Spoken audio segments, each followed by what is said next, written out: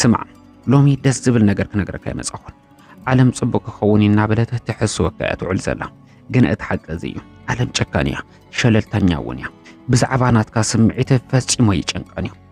ድኻ እንትኾንካ ድኹም እንትኾንካ ወይ ድማ ተስፋ ዝቆረጽካ ሰብ እንትኾንካ ብዘይካኻ ማንም ተሓታት የለን ሰባት ኣይትጨነቅ ክብሉኻ ተለዉ ንውድቀትካ የተባብዑኻ እዮም ዘለዉ ሎሚ እቲ ምርጫ ናትካ እዩ ወይ ከምቲ ዝለመድካዮ ብምኽንያታት ተሓጺርካ ብውርደት ክትነብር ወይ ድማ እቲ ጨካን ሓቂ ተቐቢልካ ንነፍስኻ ክትሓንጻ ዕድል ኮ ይብለይን ስድራይማ ፈጺሞም ኣይሕግዙን ሃገርና ድማ ፈጺማ እትጥዕም ሃገር ኣይኮነትን እዚኦም ኩሎም ናይ ድኹማት ቃላት እዮም እዞም ምኽንያታት እዚኦም ንዓኻ ሓያለ ይገብሩኻን እዮም ኣብዛ ዘለኻያ ቦታ ተኣሲርካ ክትተርፍ ጥራሕ እዮም ዝገብሩኻ ሓቀኛን ጽኑዕን ዝኾነ ሰብ ኣብቲ ዝኸፍአ ኩነታት እዩ ዝጥንከር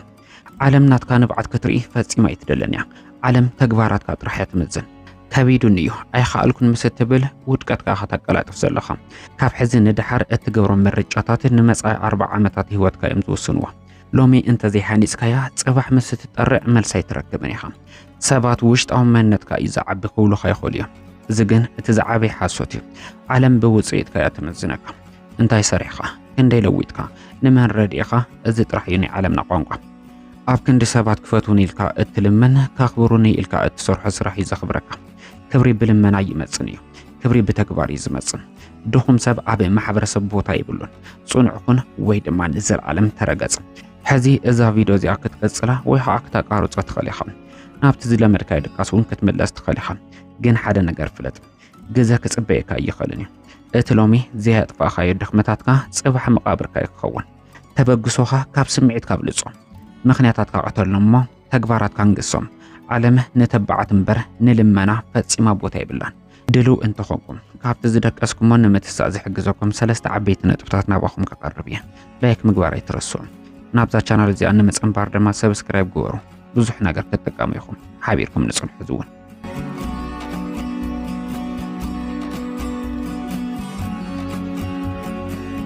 ቀዳመይቲ ነጥቢ ሕቶኻ ቀይሮ ህይወትካ ክቕየር እዩ መብዛሕትኡ ሰብ ፀገም ሰጋጥሞ ዝሓቶ ሕቶ ስለምንታይ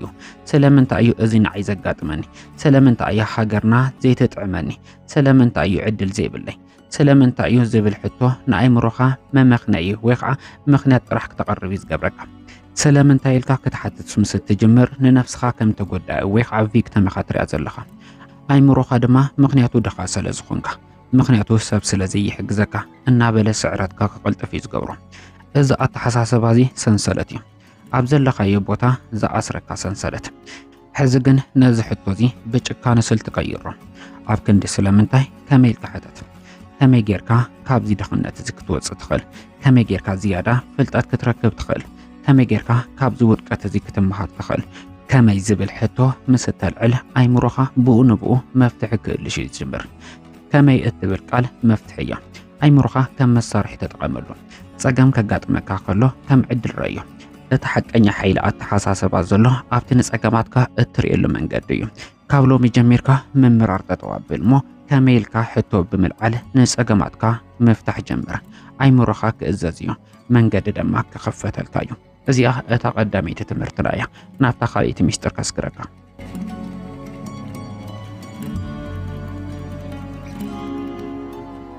ካልእቲ ነጥቢ ወይ ስቃይ ስነ ስርዓት ወይ ስቃይ ጣዓሳ መረጽ ካብ ስቃይ ከተምልጥህ እኽእል ኢልካ ፈጺምካ ይትሕሰብ ህይወት ብባህሪኣ ቃንዛ እያ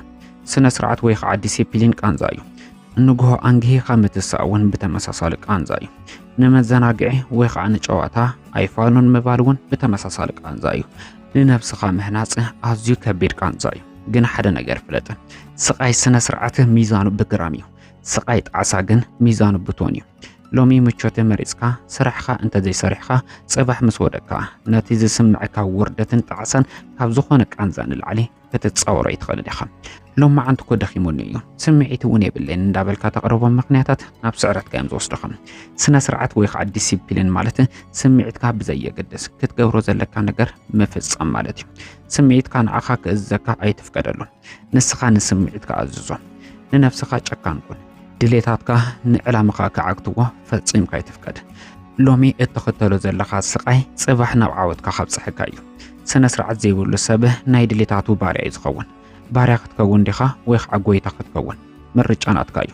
እዚኣ እታ ካልእቲ ሚስጥር እያ ናብታ ሳልሰይቲ ከስግረካ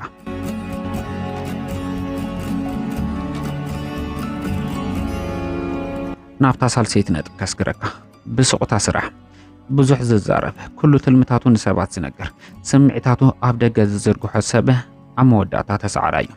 ዓለም ንዘይተረድአቶ ንዝተሰከመቶ ነገር ዋጋ ይትህቦን እያ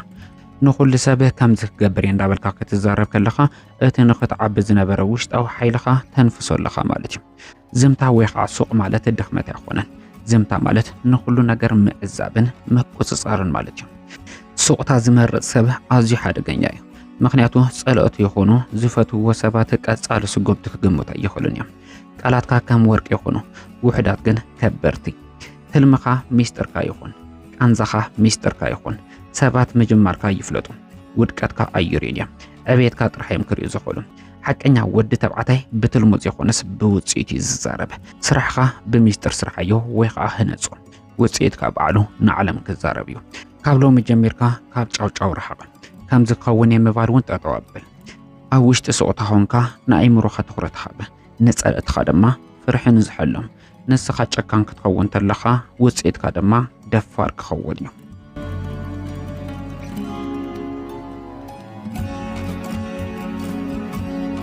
እምበኣርከስ ናብዛ መዛዝም ቪድዮ በፂሕና ኣለና ይኹን እምበር ድሕሪ ሰከንድታት ናብቲ ዝለመድካዮ ድቃስ ናብቲ ዘይጠቅም ሶሻል ሚድያ ወይ ድማ ናብቲ ምኽንያት ዝተመልኦ ህይወትካ ክትመለስ ትኽእል ኢኻ እዚ ምግባርካ ንዓይ ፈፂሞ ይጨንቕን ግን ሓደ ነገር ፍለጥ ሎሚ እንተዘይተለዊጥካ ድሕሪ 5 ዓመት ዝመጽእ ውርደትን ቃንዛን ናትካ ውፅኢት ጥራሕ እዩ ዓለም ነተባዓት እምበር ልመና ፈፂማ ቦታ ይትህብን እያ ጽባሕ ምስ ወደቅካ ስለምንታይ ኣይተዓወትኩን ኢልካ ክትሓትት ከለኻ እመነኒ እዛ ቪድዮ እዚኣ ከም ምስክር ኮይና ክትቀርብ እያ ሓቂ ተነጊሩካ ነይሩ ንስኻ ግን ምቾት መሪፅካ